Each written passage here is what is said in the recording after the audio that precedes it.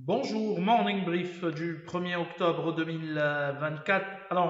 La dernière séance du mois de septembre, qui est également la première séance de la semaine, a terminé sur une note négative avec un MASI qui a accusé un repli de 0,53%, réduisant ses gains annuels à 18,85%. Sur le mois de septembre, la performance était positive avec une hausse de 3,15%. Pour ce qui est des volumes sur la séance du lundi, les volumes étaient importants, hein, plus de 327 millions de dirhams échangés sur le marché central, où la Farge aussi Maroc était le titre le plus actif avec un volume de 38 653 000 dirhams. TGCC était également parmi les titres les plus actifs avec un volume qui dépasse les 37 619 000 dirhams et 32 504 000 dirhams échangés sur une Doha.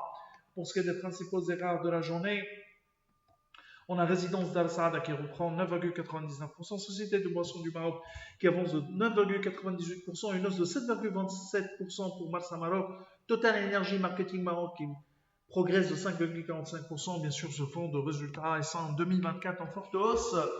Lesior Crystal qui progresse de 5,45%. Côté baisse, on a HPS qui recule de 6,65%. CDM accuse un repli de 5,99%. Repap Company qui dévise de 5,99%. Zelija abandonne 5,97%. Et Maghreb Oxygène qui lâche 5,58%. Alors on a Disway qui annonce des résultats au premier semestre inférieurs à nos attentes avec un résultat net part du groupe au premier semestre 2024 qui a accusé un repli de 10,3%, 35 millions de dirhams. La baisse de l'activité combinée à l'augmentation des coûts d'achat revendus répercutée partiellement sur les prix de vente explique la diminution du résultat. D'ailleurs, le résultat de l'exploitation a reculé de 19% à 58 millions de dirhams pour une baisse du chiffre d'affaires de 9% à 924 millions de dirhams. Notre modèle sera actualisé dans les prochains jours. On a en revanche Aluminium du Maroc qui a annoncé des résultats supérieurs à nos attentes, avec un résultat net part du groupe au premier semestre 2024 qui s'établit à 23,3 millions de dirhams contre 4,6 millions de dirhams une année auparavant. La progression des résultats qui se matérialise en dépit de la baisse des revenus, notamment de l'activité aluminium. Le chiffre d'affaires consolidé au premier semestre 2024 a reculé de 10% à 605,4 millions de dirhams,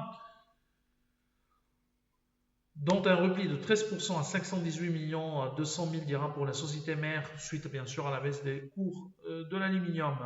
Le résultat d'exploitation consolidé a bondi de 35% à 59 millions de dirhams pour le résultat d'exploitation de la société mère.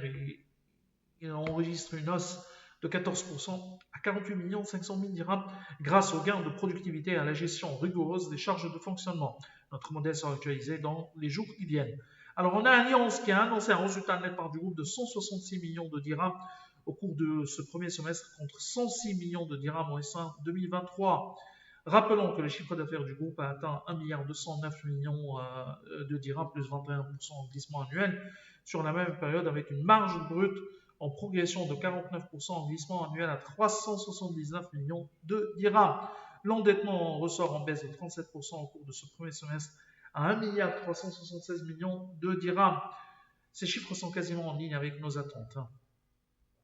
Nous ajusterons notre modèle dans les jours qui viennent. Alors on a Résidence d'Al Saada qui ressort encore déficitaire au premier semestre 2024, mais c'était attendu.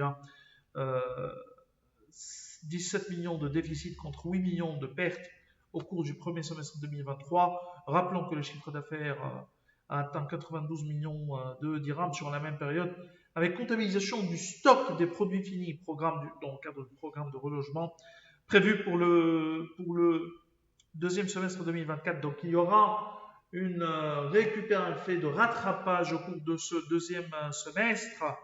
Le groupe a procédé au remboursement, c'est ça ce qui est important, côté structure bilancielle. Le groupe immobilier a annoncé le remboursement de 207 millions de dirhams de dette. L'endettement global ressort donc à 1,780 milliard de dirhams avec un gearing stable autour de 31%. Ces chiffres sont inférieurs aux attentes. Notre modèle sera révisé à la baisse dans les jours qui viennent.